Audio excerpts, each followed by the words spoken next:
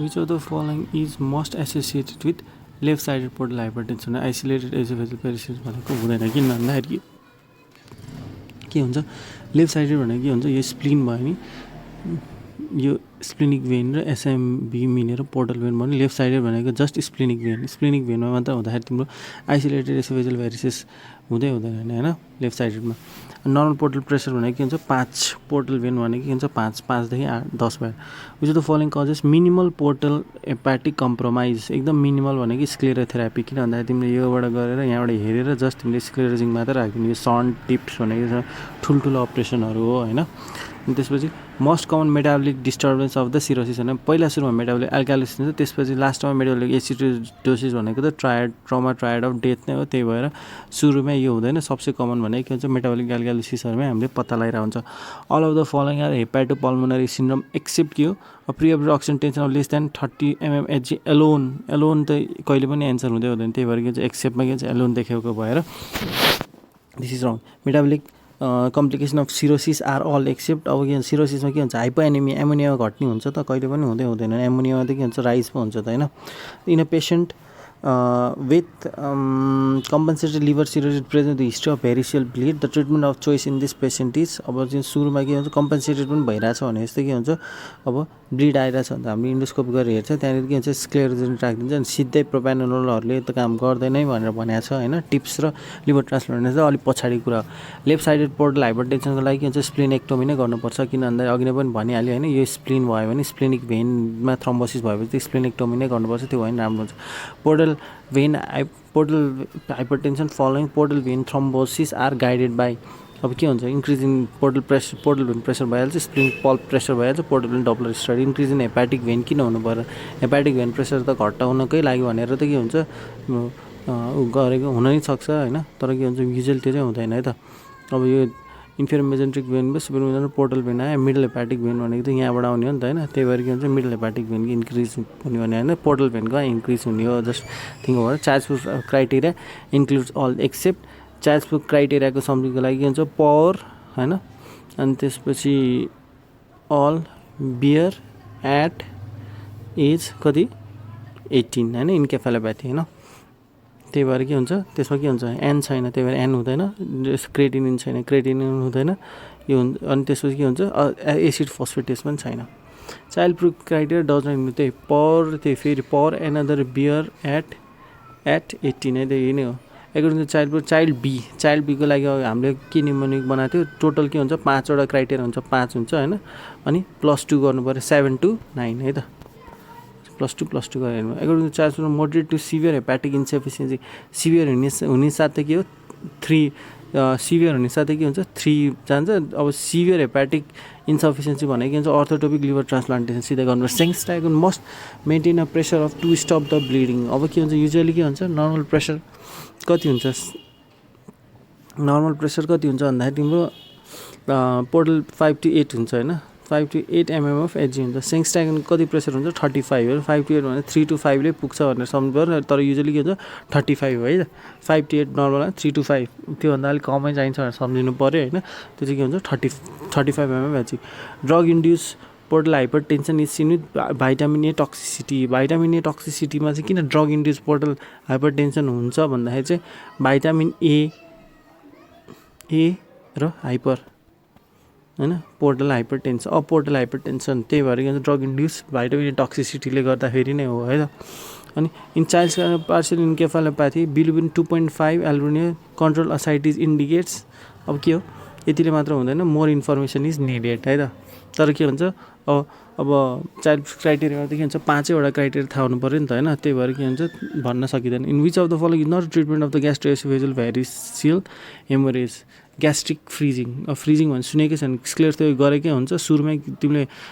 गरेन भने सेङ्स्टाइगन tuber tips त भइ नै हाल्यो portal hypertension side of portal includes अब lower end of the oesophagus सधैँ के हुन्छ यो माउथ टु माउथ सम्झिने हो भने के हुन्छ यो एउटा भाँडा भयो भने के हुन्छ माउथ सम्झेन त्यसपछि के हुन्छ अम्बिलिकसमा पाल्छ होइन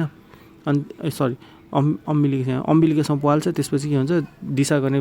भाँडामा पाल्छ होइन। यो अम्बिलिकसमा के हुन्छ लिभर पनि एउटा सम्झिनु पऱ्यो होइन, 4वटा पाल हो, यो ठ्याक्क मिड लाइनमा सम्झ्यो भने ठ्याक्क सम्झिहाल्छ। अब के हो ग्यास्ट्रिक एसोफेजियल भेरिसेस हुन्छ होइन। अब यसको answer lower end of the oesophagus भइहाल्छ, एराउन्ड द अम्बिलिकस मैले भने lower end of the rectum and एल्गल अल अफ द एबभ नै हुन्छ। अब 50 year old with history of haematemesis 500 ml, splenomegaly 5 cm below the costal कार्डिन, BP यति छ, पल्स रेट यति छ होइन।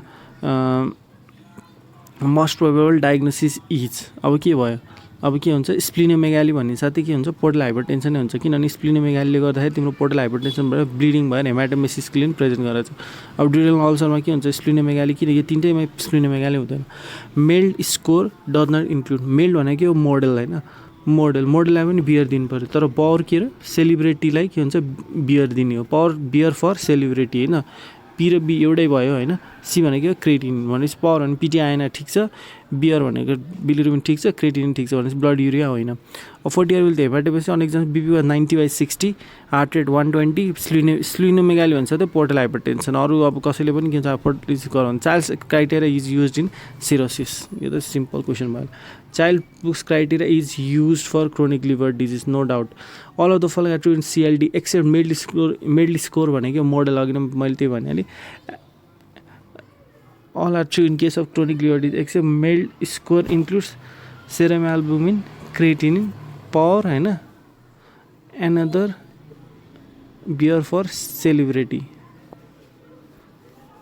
creatinine, albumin and INR ठिक छ। Child books includes PT INR, albumin and bilirubin, यो हुँदैन। Power beer at crate celebrity भनेपछि यो हुँदैन। Answer is C. Worm like filling defect is seen oesophageal varices, हामीले हेर्दाखेरि के हुन्छ पुरै भेरिसेस देखिहाल्छ होइन। What is the most probable diagnosis on the given endoscopic image, अब यो भेरिसेस जस्तै नै देखिहाल्छ। Which one of the following treatment are not use for the man in acute blood loss due to ruptured oesophageal varices. अब propranolol चाहिँ के हुन्छ chronic केसको लागि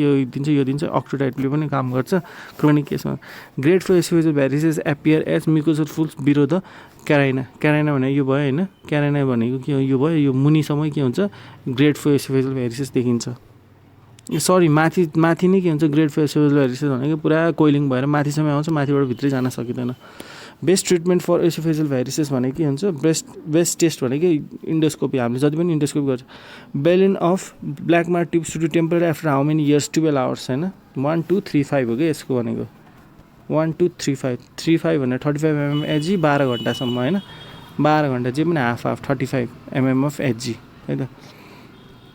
अब अथवा तिम्रो एसोफेगसको लेन्थ कति छ, एराउन्ड 40 cm हुन्छ, त्यही भएर यसलाई पनि 35 mm एचजी दिनुपर्छ सम्झे पनि हुन्छ है त। के भन्छ 12 घन्टासम्म हाफ डेसम्म मात्र राख्नु, किनभने हरेक केसहरू दिउँसो आउँछ, दिउँसो राति आउँछ, राति हालिदियो, भोलि बिहान अरू केही गर्नुपर्ने हुनसक्छ है त। ट्विस्ट अफ द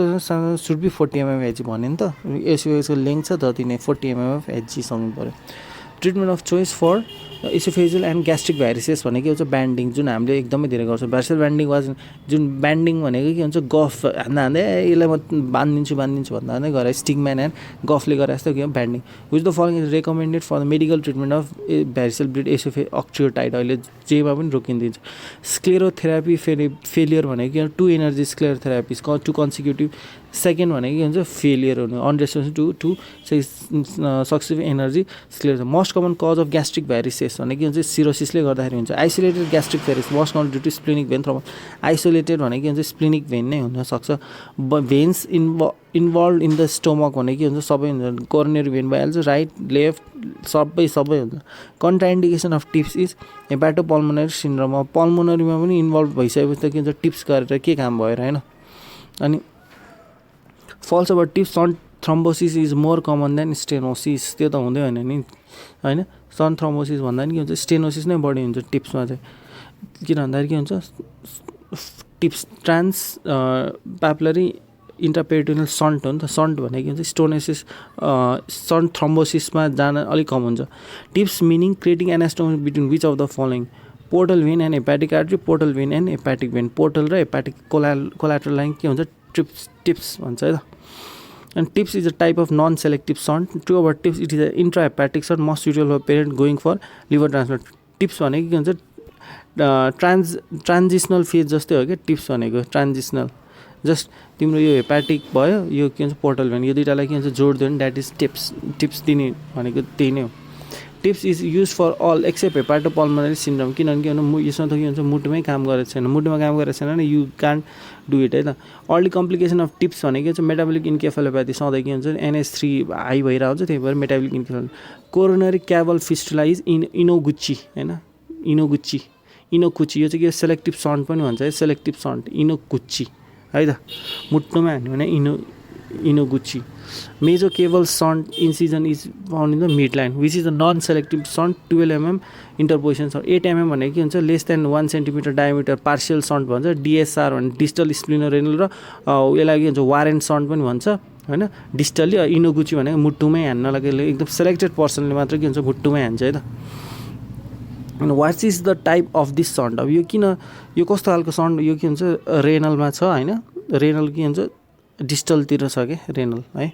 त्यही भएर के हुन्छ डिस्टललाई के हुन्छ वारेन्ट सन्ट भन्छ, त्यसलाई के हुन्छ selective shunt. For bleeding varices of the common operation is the